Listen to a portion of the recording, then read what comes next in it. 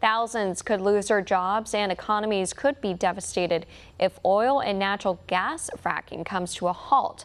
That's what critics of presidential candidate Joe Biden are saying in response to a recent comment he made, saying he supports no new fracking.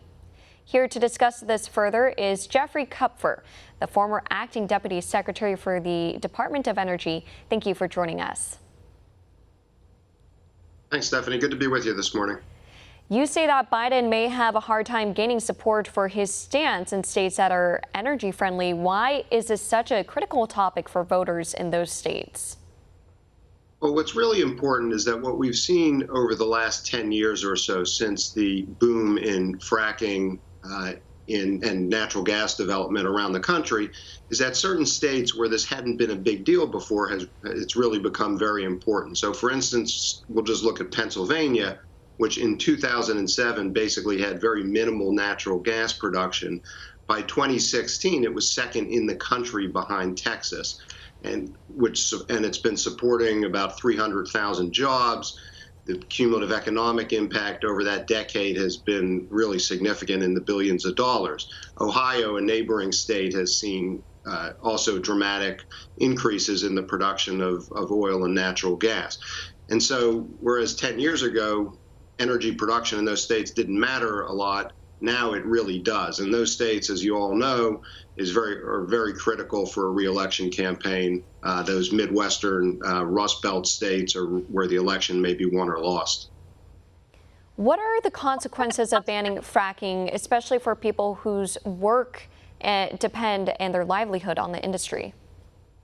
So about a month ago, the American Petroleum Institute, which is the trade group for oil and natural gas development in the country, put out a report where they used some economic modeling to see what would actually happen in the country if there was no new development on federal lands and offshore, so in the Gulf of Mexico as well, but also on no new fracking within the United States. And their economic model, which would really have a cutoff of oil and natural gas production, showed that we would have over $7 trillion in cumulative economic loss over a 10-year period, that we would have over 7 million jobs that would be lost when we get to 2022.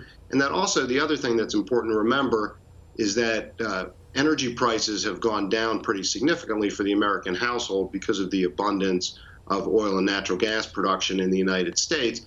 And those prices would actually begin to reverse, costing families even more money than they're currently paying, about $600 on average per household. And then the one other thing, which is not necessarily economic, but it's really important, is that the U.S., because of the dramatic increase in production, has become a net energy exporter for the first time in decades, that we're exporting natural gas and oil around the world. That's bringing a whole bunch of geopolitical and national security favorable implications for the United States.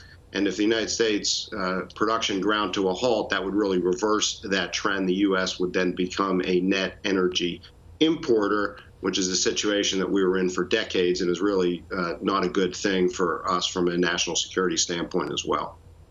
And as you mentioned, the U.S. being a net exporter, President Trump, he has touted that, and that's why this is so important for the livelihood and the economic jobs. Jeffrey Kupfer, thank you so much again for all of your insight.